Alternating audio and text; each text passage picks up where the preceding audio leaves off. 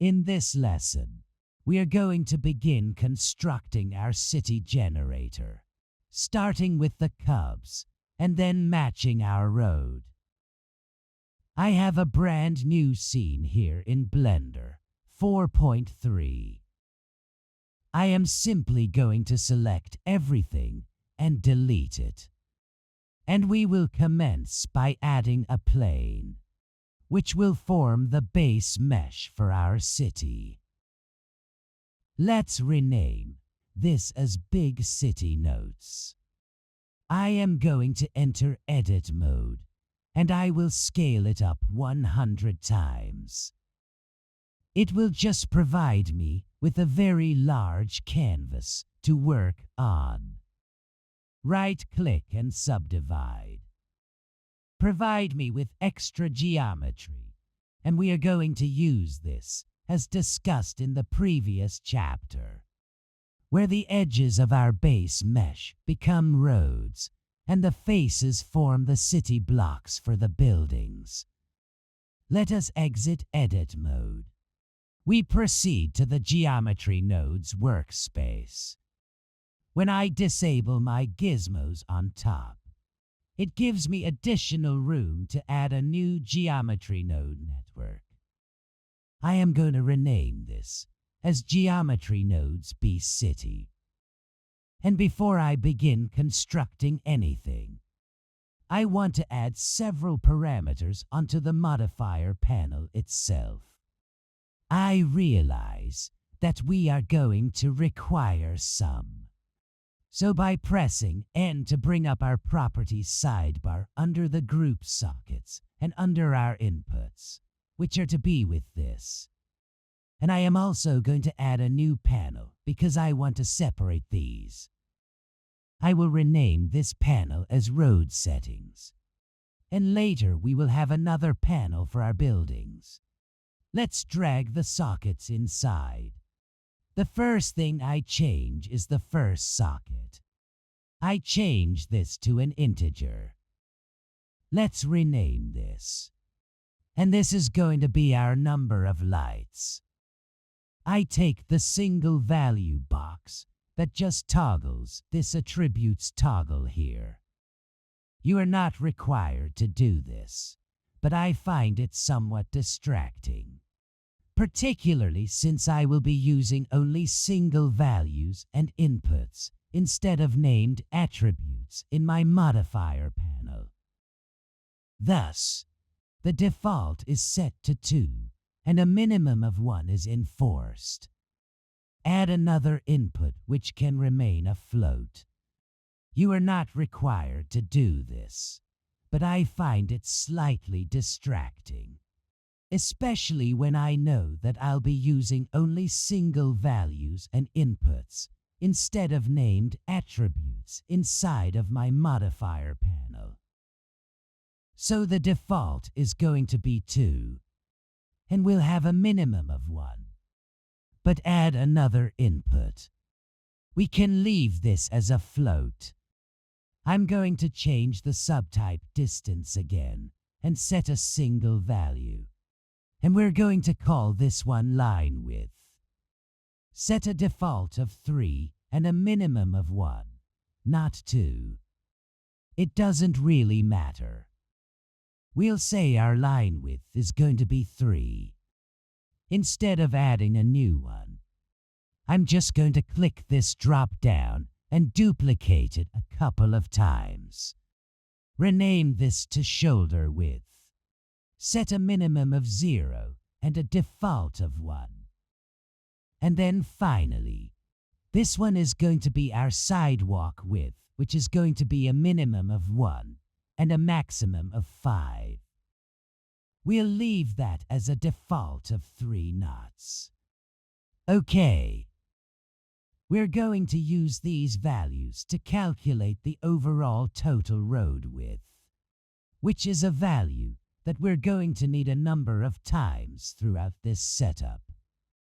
We could calculate this using a couple of math nodes every time we want to use it, but it's actually going to be slightly less efficient.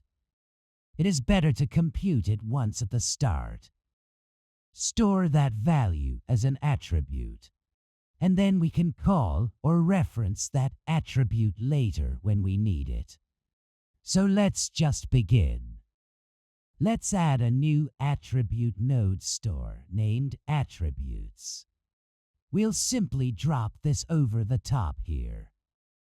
We're going to store it as a float on the point domain, and we're going to call it road width.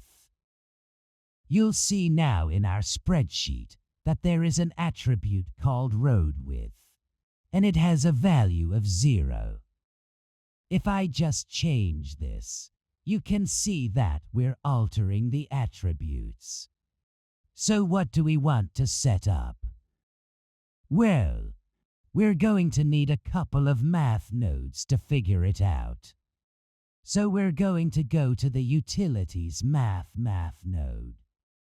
We're going to change this from add to multiply add, which basically combines both addition and multiplication functions into a single node, so that fewer nodes are used, and it makes things a bit less cluttered. Because the entire purpose of procedural workflows is to enable dynamic changes, we want to separate parts of our mesh to start creating the cups that will form our roads. If I enable my wireframe overlays, which parts of our mesh should be isolated? Well, we begin with the external boundary edge that runs around the perimeter. However, we do not simply want these cross edges as they are, since roads are intended to resemble insets. If we were modeling in edit mode, these faces would be arranged into sets just like that.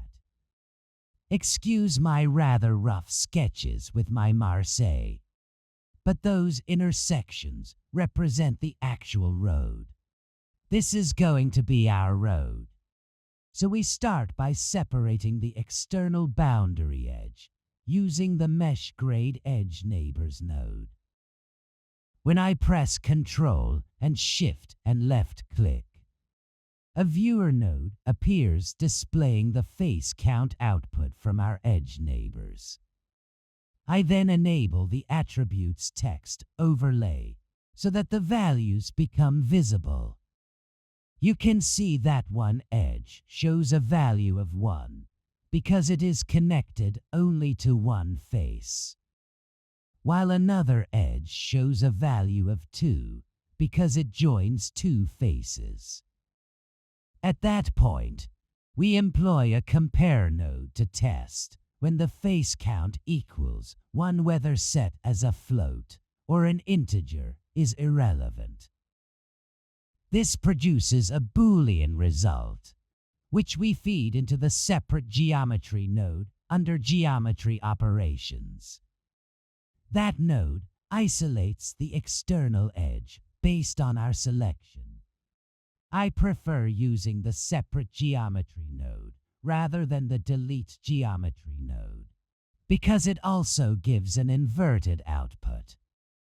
When viewing the mesh, the interior cross edges remain intact, which will be very useful later when we add lane markings.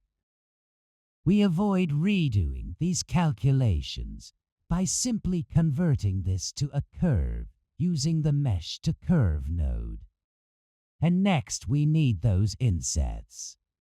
This is where we're going to use one of the utility groups that I included with the source files. It's also the only utility group that we will not create from scratch during this course. I'm just going to go to File, Append. You can see that I'm already inside the utility file. No file, no tree inset.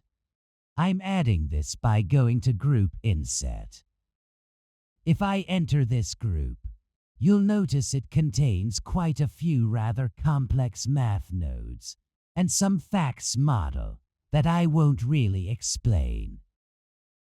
It's too complicated and would require a whole lesson.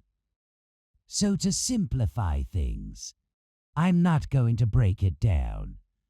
We'll just use it as it is. I press Tab to exit the node and return to the main level. If you look in the top left corner of the Geometry Nodes workspace, you'll see that we have BCT GeoNodes with the object icon here. Then Geometry Nodes, Modifier Geometry Nodes, and so on. If I re-enter the Inset group, it shows which group we're currently in. If you ever get lost in your node groups, especially if you're working with multiple nested groups inside other groups, just checking the top left corner here will give you a hint as to where you are. Let's connect the output from our roadway to the inset. Let's preview this. As I scroll the offset value upward, you can observe its effect. It's basically mimicking the inset function from edit mode. How much should we offset it? If this represents our total roadway, and this part is our inset, then we need to inset it by half of our road width. So now I'll go to the geometry spreadsheet and open the named attribute called road width.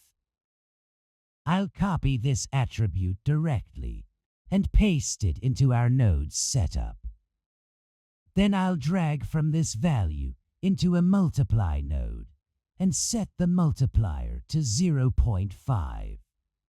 Dividing by 2 would work too, but multiplication is, for some reason, just slightly more efficient in terms of performance when the computer processes it.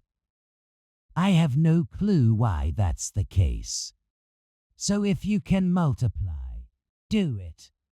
We'll multiply the road width by 0.5 and connect that to the offset input. That gives us the correct inset offset for our road. In the inset node, we also have Boolean outputs for boundary detection, and we can make use of those in a delete geometry node. I mentioned before that I often prefer using the separate geometry node for tasks like this. But in this situation, I don't need the boundary face at all. So instead of separating it, we can go ahead and remove it completely. Connect the input geometry to the delete geometry node and use the boundary Boolean as the selection input. Now if we preview this, you'll see that the boundary faces are gone. Next, we'll add a join geometry node to bring the remaining geometry back together. I'll also duplicate the mesh to curve node and turn this result into a curve. Once we connect everything together, we'll end up with curves representing our road layout. To stay organized, I'll frame these nodes. I'll select all of them and press Ctrl-J to group them into a frame. Let's rename the frame to Road Curves. Then we'll head over to the Node tab and increase the label size so it's easier to read. Now, we want to convert these curves into a mesh. But one thing I'm not happy with right now is how sharp the corners of the roads appear. I'd rather not deal with fixing this using mesh operations or manual beveling. I prefer to handle it procedurally within the geometry nodes system. A quick and efficient way to do that is by using the fillet curve node. Depending on how you say it, it's either fillet or fill-I. I'll switch the mode to poly And once I increase the radius, you'll notice it begins smoothing out those harsh corners. It's basically beveling them.